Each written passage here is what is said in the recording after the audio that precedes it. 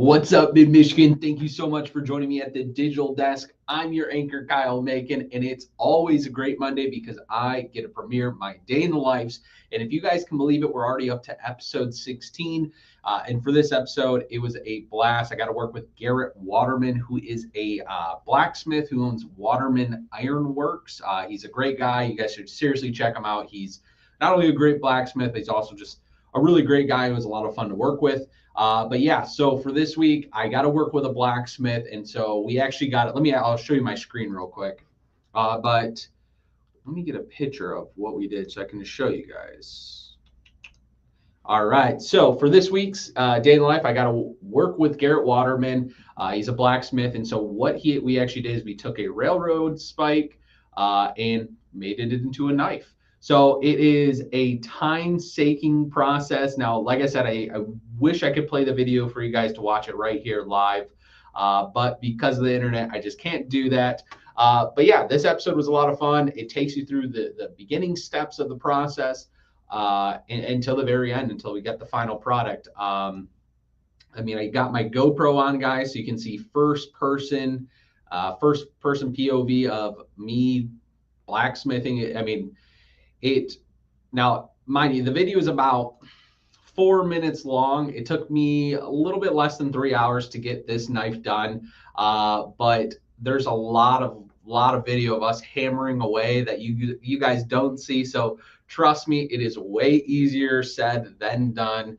But yeah, pretty much the process is heating up the forge, getting it around 1800 degrees until it's nice and red hot. That way we can mend the steel and kind of work with it. Then we use a flat side of a hammer, flatten it out until it's kind of, like a knife, flatten out there.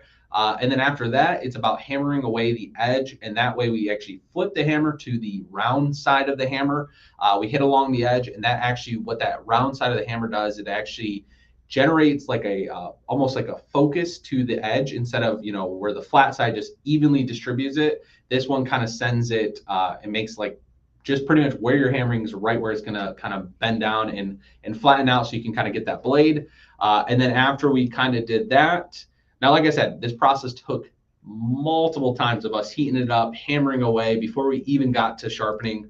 But so once we were actually done with, so this is actually him drawing on the blade. So if you had that round hammer, you just hit alongside this edge right here.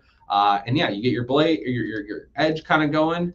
And then you can make the handle, which the handle is just the twisting of the railroad spike. And the cool thing is if you're left-handed, you turn it counterclockwise, and it'll actually fit your fingers better. And if you're right-handed, you turn it clockwise, it'll actually fit your right hand better. So pretty cool little technique that he told me about. Not only does it look cool, it actually kind of serves a purpose. But yeah, and then after that, we kind of brush away some of the imperfections.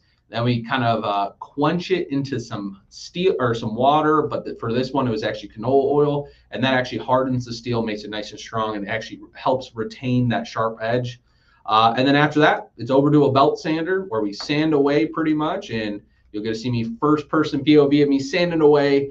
And then we use a ceramic rod to get it nice and sharp as you want it. And that was pretty much it. And I'll show you guys what we ended with. Okay, so here's the end product right here, guys. Look how beautiful.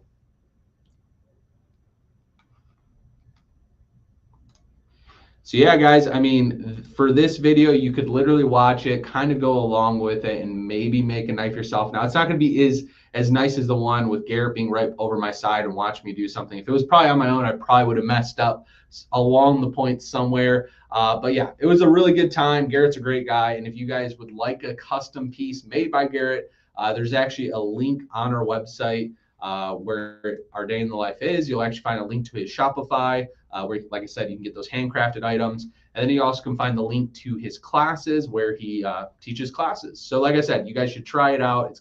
It was just a lot of fun.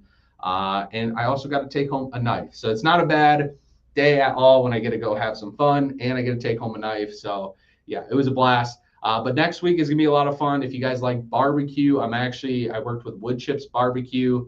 That company, they actually have a few different restaurants, as they went and smoked a bunch of meats for their restaurant. So next week is going to be food involved. It's going to be about smoking meats, kind of the perfect temperatures for that. and just how you can get a nice brisket, nice, whatever you're cooking, chicken, whatever you're smoking.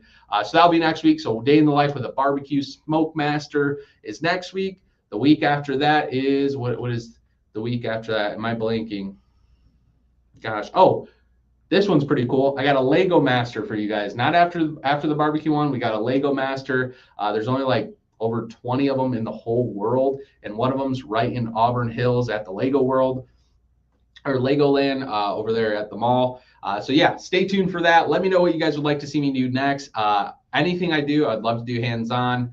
So yeah, just let me know what you guys would like to see in the comments. I would love to know about it. But yeah, I hope you guys had a great Monday. Keep kicking. We're almost there to Friday. If you really close your eyes and think hard enough, we're almost close enough to the weekend. But anyway, I hope you guys have a good one, and I will see you guys when I see you.